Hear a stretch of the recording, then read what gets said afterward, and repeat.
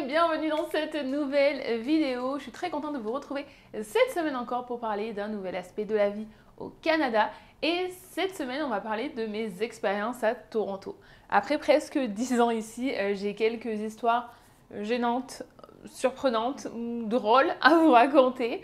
D'ailleurs, restez jusqu'à la fin si vous voulez savoir comment je me suis retrouvée les fesses à l'air dans le stade des Raptors. Mais avant d'aller plus loin, si jamais on ne se connaît pas encore, je m'appelle Astrid, je suis française et canadienne depuis un petit peu plus d'1 an maintenant. J'ai grandi dans un petit village dans le sud-est de la France, en Ardèche, et je vis à Toronto au Canada depuis 2014. J'ai aussi un blog où vous pouvez retrouver plein d'informations sur la vie au Canada, que vous soyez intéressé par l'immigration comme moi ou que vous ayez prévu des vacances pour nous rendre visite. Vous pouvez bien sûr me retrouver sur Instagram où je poste au quotidien la vie en français à Toronto, et vous pouvez aussi vous inscrire à la newsletter pour être tenu au courant des prochains événements et des prochains ateliers. Alors aujourd'hui, j'ai 6 anecdotes à vous raconter. Comme je vous disais, certaines sont drôles, certaines sont gênantes. Alors ce que je vous propose, c'est pour m'aider à me sentir mieux, c'est que vous me racontiez vos propres anecdotes en commentaire. On commence par l'anecdote numéro 1 que j'ai nommée le fantasme de la French girl. Alors au fil des années, je vous ai presque jamais parlé de mes dates, voire jamais. Mais avant d'être avec Monsieur Chaton, j'ai quand même essayé de dater un petit peu, voir ce que ça donnait, le dating à Toronto, et mon Dieu, mais quelle histoire. Honnêtement, c'est vraiment un job à plein temps, rien que pour trier les gens qui ont du potentiel et ceux qui valent pas le coup. Alors j'ai une vidéo complète d'ailleurs sur le dating si vous voulez, j'ai même un article aussi sur le blog si vous voulez en apprendre plus, si vous voulez comprendre les codes parce que c'est vraiment compliqué. Mais surtout, je veux envoyer de la force et du courage à tous ceux qui sont en plein dedans. Bref, tout ça pour vous dire que je voulais vous parler d'un date en particulier. Donc on discute dans un bar, tout va bien, je suis concentrée comme jamais pour comprendre ce qu'il me raconte parce qu'il y a la musique à fond, mon anglais est pas ce qu'il est aujourd'hui, donc je suis en mode galère puissance 1000. La soirée se termine, on quitte le bar, on discute vite fait sur le trottoir et là, bon, le gars me souhaite une bonne soirée et il me demande s'il peut avoir un French kiss d'une French girl. Et là je me suis dit c'est tellement les clichés, je suis restée tellement bête, j'étais là didn't know what a thing. Je me rendais pas compte en fait que c'était genre, je sais pas, on est genre dans une bucket list, hop, je peux cocher French kiss from a French girl. Donc voilà, ça c'était ma première histoire. Si un jour ça vous intéresse que je vous raconte les histoires de dating, j'en ai pas des millions, mais je peux sûrement en trouver quelques-unes à vous raconter. La deuxième histoire, et alors ça c'est drôle. Non, en fait, c'est pas drôle, c'est gênant, j'ai envie de dire. J'ai appelé cette histoire la propriétaire un peu trop invasive.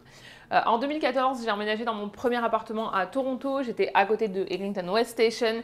J'étais avec 3 autres filles, une canadienne, une allemande et une coréenne. C'était ma version à moi de l'auberge espagnole.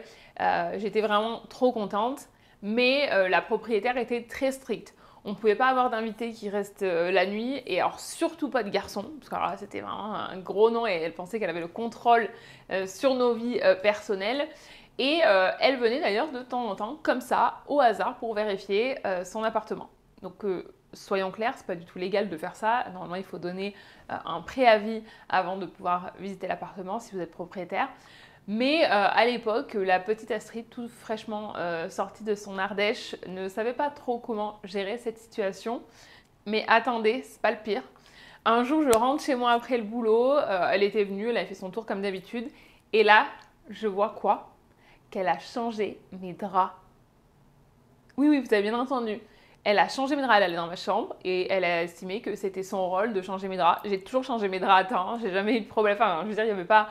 Alors, je sais pas ce qui s'est passé, mais c'était vraiment hyper bizarre et malaisant de savoir qu'il y avait quelqu'un qui était rentré dans ma chambre sans mon autorisation, qui avait pris la liberté de changer mes draps. Pourquoi, j'en ai aucune idée, et même encore aujourd'hui, presque 10 ans après, évidemment je n'ai plus de contact avec cette personne-là, mais je n'ai aucune idée de pourquoi elle a pris la liberté de rentrer dans ma chambre et changer mes draps. Trop chelou.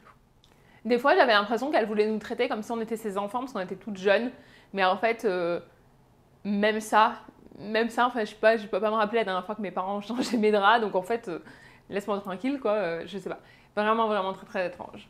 L'histoire que je voulais vous raconter après, Elle est plutôt mignonne en fait. Alors l'histoire se passe à peu près à la même période que celle dont je viens de vous parler, puisque pendant les 3 premiers mois où je vivais dans cet appartement-là, je travaillais chez Massimo Dutti à Yorkdale.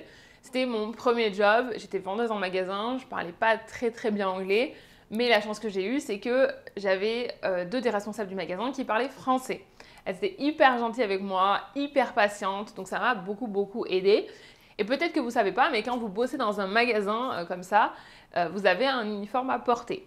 Et il fallait que j'essaye mon uniforme pour voir quelle taille il devait commander pour moi, pour que je puisse avoir mon uniforme officiel. Une des managers me donne les vêtements et elle me dit d'aller l'essayer dans la salle de bain. Me voilà à la recherche de cette fameuse salle de bain. Je vois les vestiaires, je vois le stock, je vois les toilettes.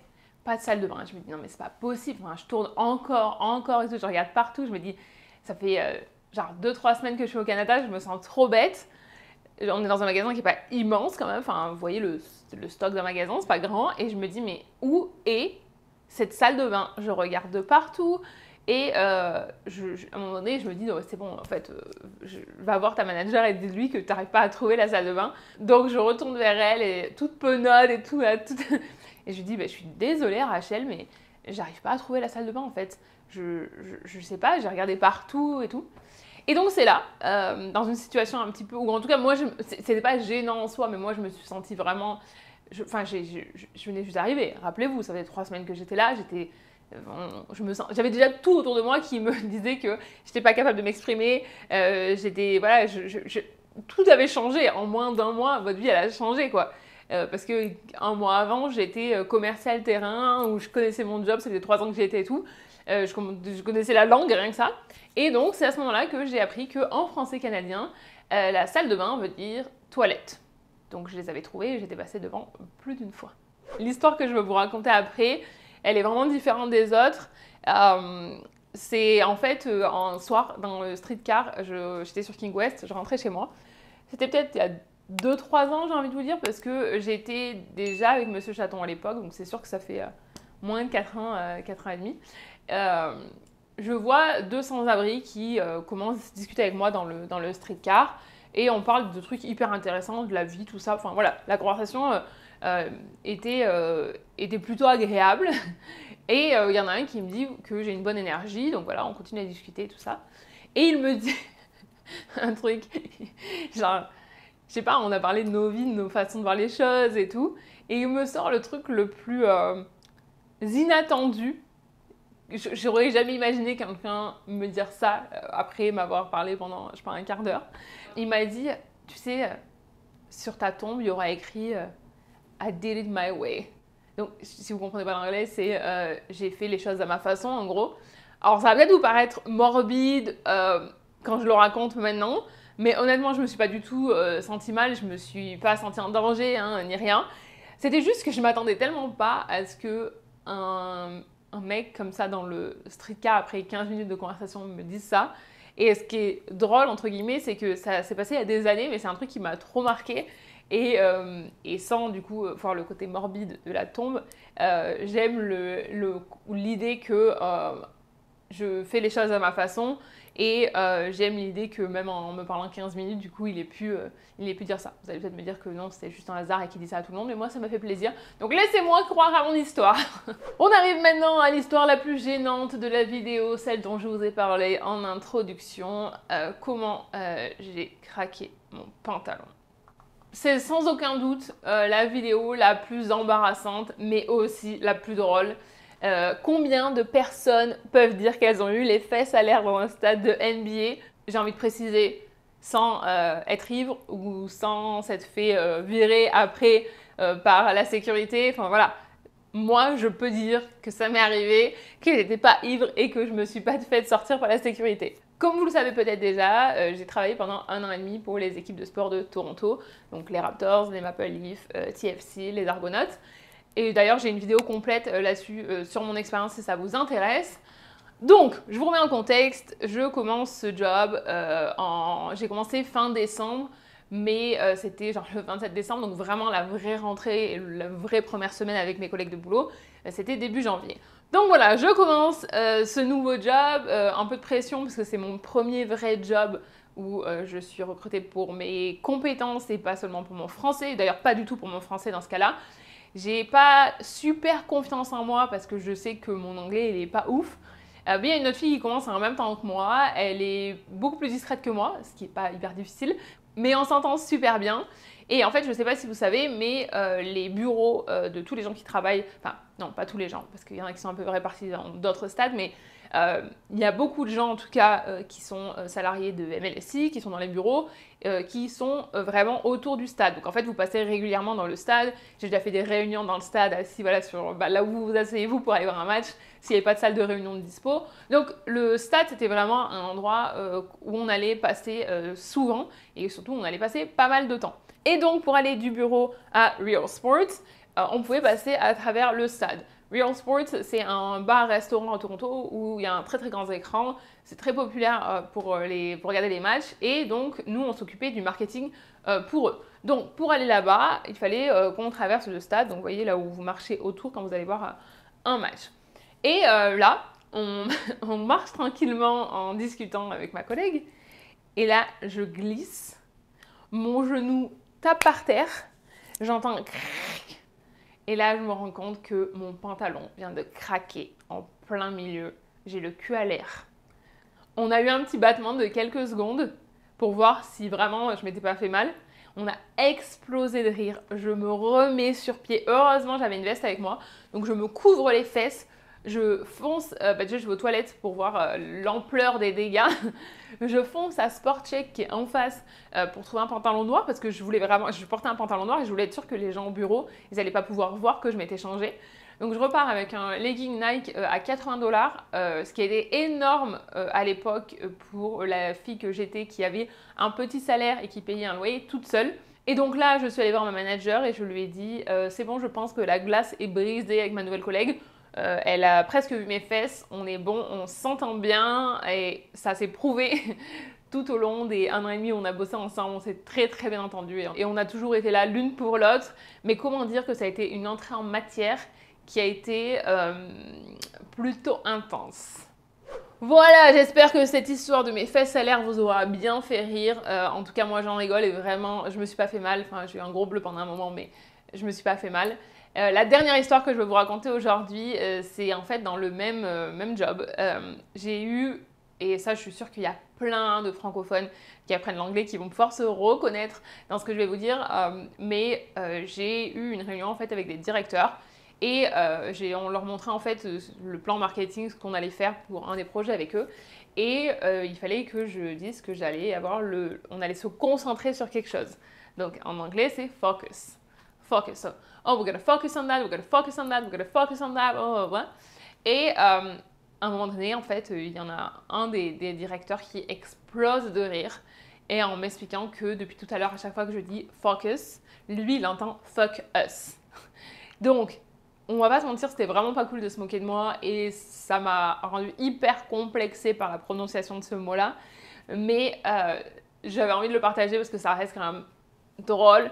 Et je voulais aussi vous dire ça parce que je sais que parmi tous les gens qui regardent, je suis sûre que vous avez aussi des situations où vous êtes retrouvés à mal prononcer quelque chose et où les gens ont rigolé, ou se sont moqués, mais que ça n'arrive pas qu'à vous en fait.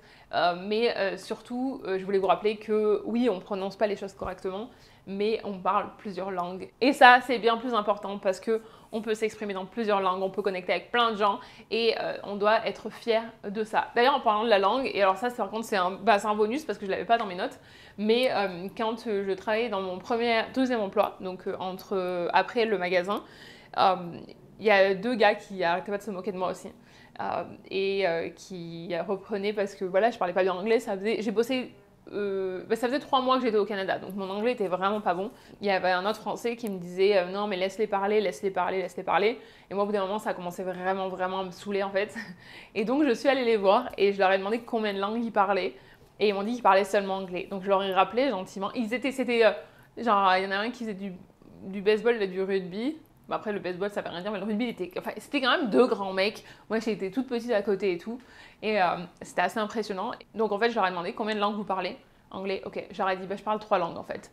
Donc, je ne serai pas parfaite dans chaque langue, Mais par contre, moi, je peux m'exprimer en 3 langues. Alors, c'est sûr que ça fait un peu snob quand je vous le dis comme ça. Mais bon, faut bien se dire que j'étais piquée, j'étais vexée. Et j'avais envie de montrer que voilà, même si j'étais pas parfaite sur un truc, je savais faire d'autres choses. J'espère que ces histoires vous auront fait rire. Dites-moi si vous avez des situations similaires, si ça vous a plu ce type de vidéo. J'avais envie de vous partager un truc un peu plus personnel et un peu plus léger. Si jamais ça vous a plu, dites-moi, je suis sûre que je vais pouvoir trouver d'autres situations gênantes que j'ai vécues ici au fil des années. C'est sûr que je dois en avoir d'autres. Je vous remercie d'avoir passé ce moment avec moi. Je vous rappelle que si ce type de contenu vous plaît et que vous voulez soutenir ma chaîne, vous pouvez vous abonner. Vous pouvez bien sûr me retrouver sur Instagram. Je vous souhaite une excellente journée, une excellente soirée ou une excellente nuit où que vous soyez dans le monde et je vous dis à mercredi pour la prochaine vidéo.